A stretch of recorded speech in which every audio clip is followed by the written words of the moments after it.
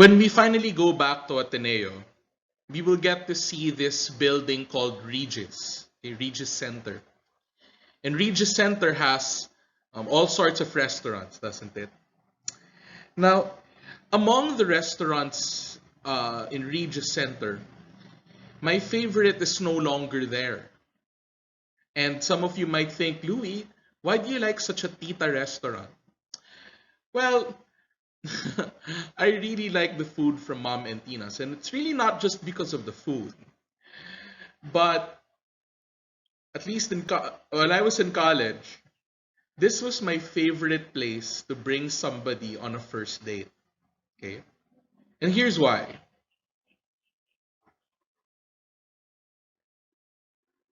I mean, of course, other than the good food, I like how Mom and Tina's has this very warm ambiance. Okay, and not to mention as well, uh, you get a very good view of the campus.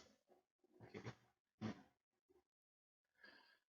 Now there was this one time I brought somebody on one of these first dates. Okay. And you know how it is with first dates, right? I mean, you want to make sure that you make a good impression, okay? And quite honestly, as much as I love to eat, uh, I don't eat much on a first date so that I could, focus on the conversation and, well, to be honest, really just so that I don't look messy when I eat, right?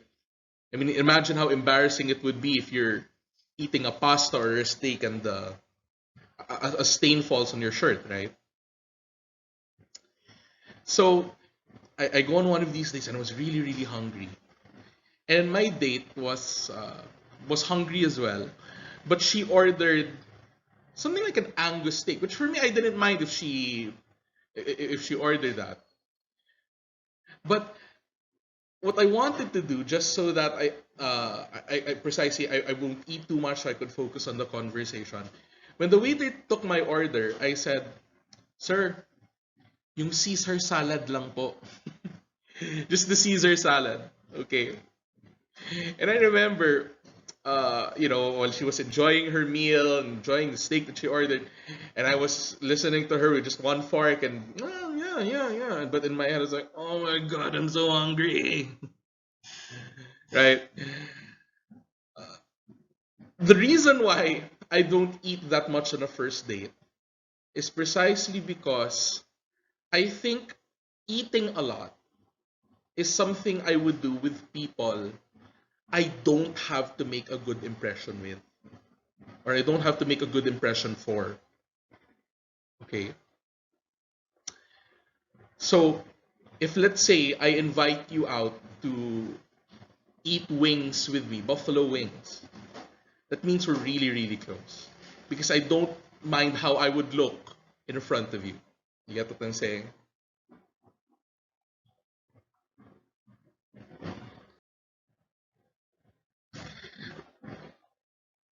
Let me help you reflect on the power of tables. Okay? Or gathering around the table. That's something that I quite miss after 7 months in quarantine. Right? Normally, we would share meals with people we love, with good friends. And we share the table, we share a meal with them precisely because we're comfortable with them. I mean, imagine you sharing a meal with somebody you don't want to be with, or somebody who, like in the earlier example, you're not so comfortable with because you're trying to make a good impression, right? No matter how good your meal is, it's not going to be a good experience, right?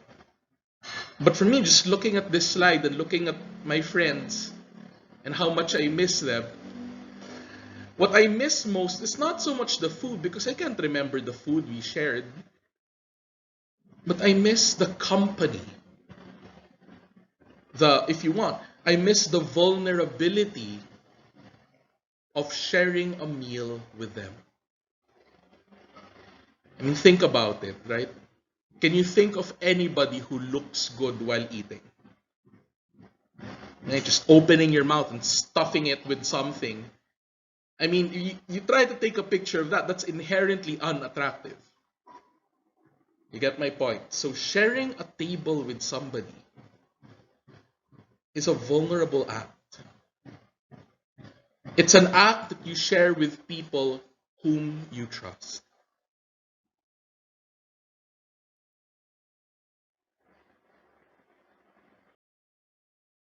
So having said that, I now want to segue into the second way in which Jesus brings the kingdom of God to the poor and the oppressed, namely through table fellowship with persons of ill repute, namely the tax collectors and the prostitutes. Now, one thing you'll find interesting about the tax collectors and prostitutes is that even though they have money, they're still considered poor. Okay?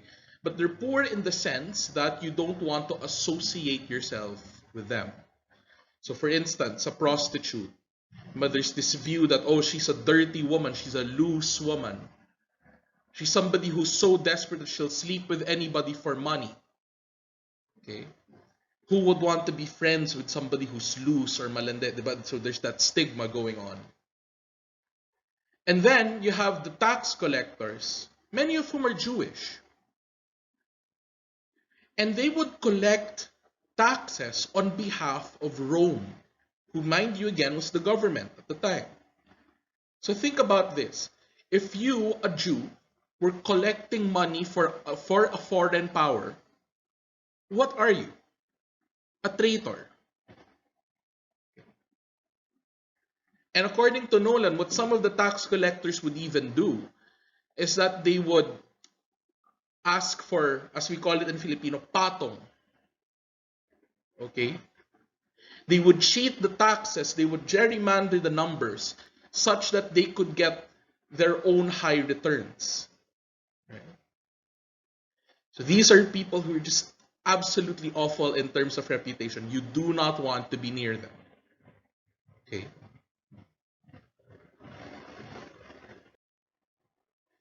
So again, they may have money, but they are poor in reputation. They have no friends. They're considered to be social pariah. Okay? And this is precisely why Jesus had to go to them too. Right? And you'll see how exactly he's going to do that.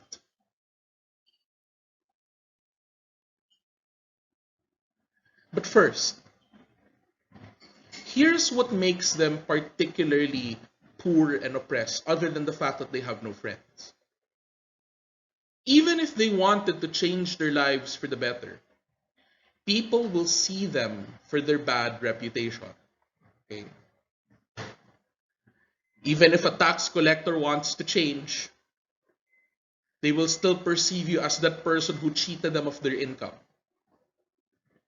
Now, this becomes particularly pronounced with those who are prostitutes, because you find in the chapter written by Nolan that to go through the purification ritual that's needed for you to be reintegrated back into society, it requires a lot of money.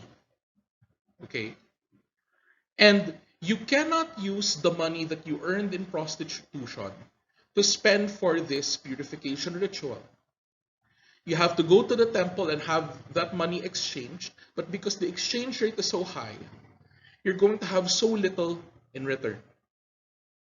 And let's say you are able to afford this ritual and you are reintegrated into society. People will still see you as that prostitute, that whore. Right?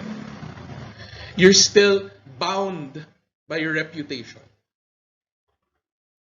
So see, that's why the tax collectors and prostitutes were caught in that fatalistic cycle.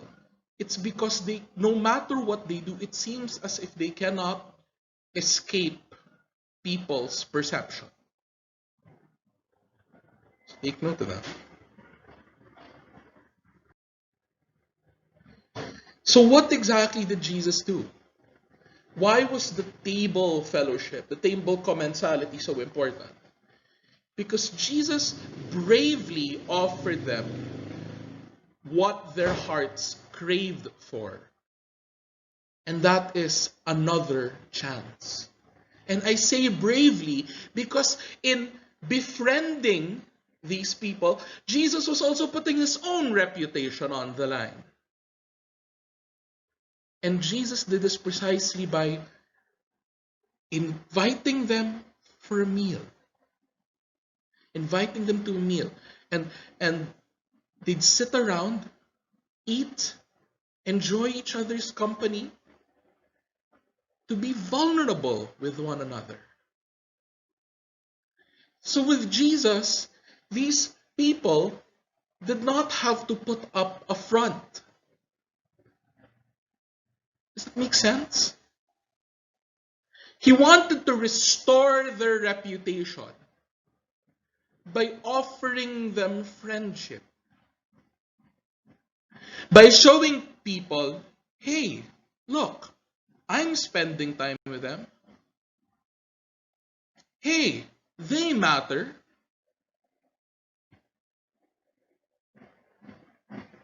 That's stable fellowship. And I think this is quite significant because people think that you had to jump through hoops of fire before God can forgive you of what you've done. People used to think that way then, and to a great extent, people still think that way now. If you want God to forgive you, you have to fix yourself first. Right? But precisely through the table fellowship, Jesus wanted to change that. Precisely because you cannot earn God's mercy. And at the same time, another way to look at that is that God is making his mercy accessible. He knows that you don't deserve forgiveness, and yet he forgives. For God, forgiveness is not something that you have to work for, as it is something that you simply have to accept from him.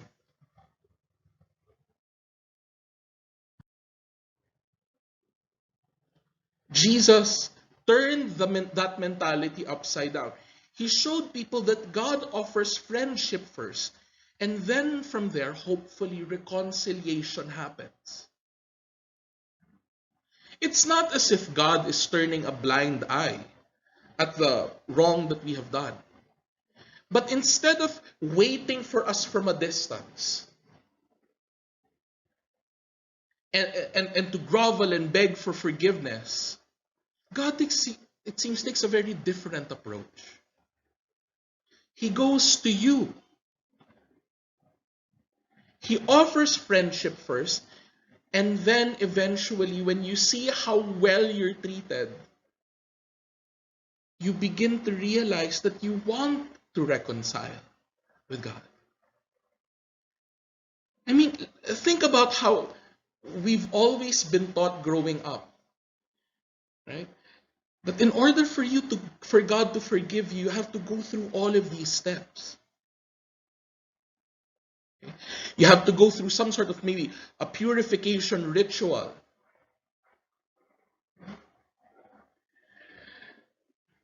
You know, in Ignatian retreats, okay, in the silent retreats, but they normally follow the spiritual exercises of Saint Ignatius. And it's divided into 4 weeks, and each week has a theme. The first week focuses on gratitude. Meaning to say, one of the important things that needs to happen in that first part of the retreat is that the retreatant has to have a very strong sense of God's love. And it's only there that the retreatant begins to realize how unworthy he or she is in accepting that love. It's interesting. See that the retreat does not begin with condemnation. It doesn't begin with look at yourself, look at how terrible you are. No, It begins with friendship, love. Look at the good things that are happening to you. I mean, an image for that is that you feel like there's a light shining on you. And it's only under that light that you begin to see what is truly going on within you, both the good and the bad. So, see, through this stable fellowship, Jesus reaches out even to those who are considered public sinners to offer friendship first. And then, hopefully, in the strength of that friendship, in the fortification of that relationship, does reconciliation eventually take place.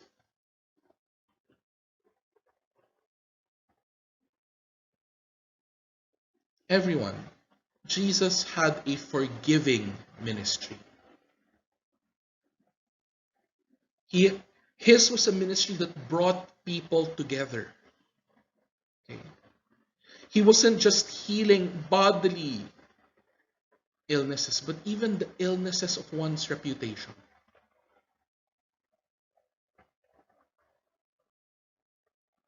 However, please remember this. However, this does not mean that Jesus supported or even tolerated the evil deeds that they committed. Again, Jesus was not turning a blind eye. He knew that these people were sinners.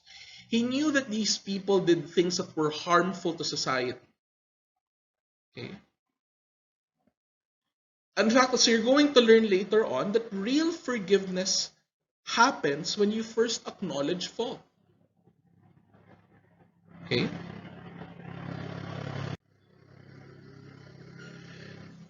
But instead of berating them and condemning them, Jesus offered them a better alternative to their past by offering them friendship. Look at that. Friendship is the better alternative. Rather than a past in which they often feel like strangers to people. I wonder if the reason why they persisted in their bad attitudes, if they persisted in their wrongdoing, is precisely because nobody offered them friendship. Right? Maybe if you offer them friendship, then eventually their attitudes will change as well. Because now they realize that people do see, there is somebody who does see their worth. That there is goodness still within them.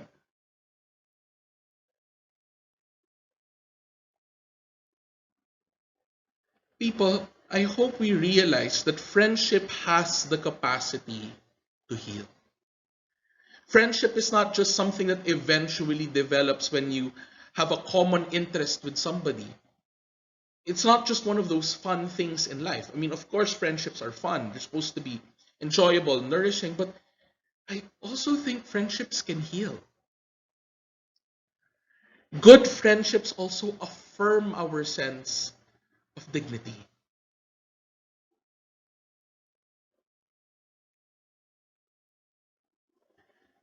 Therefore, here's this challenging question. Does it take a lot for other people to be in our good graces?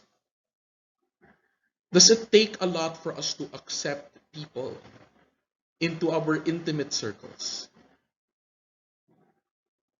Or does it take a lot for us to see other people as good? Hopefully, this lesson on table fellowship will help us see that there is goodness in people, even those who seem to be so incredibly corrupt outwardly. Is that easy to see? Oh no, it's not. But that's precisely why Jesus' table fellowship is so radical.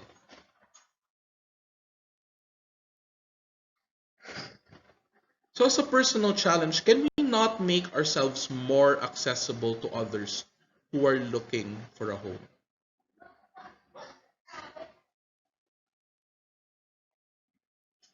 Because at the same time, wouldn't we also want to be welcomed by someone whenever we feel that no one cares for us?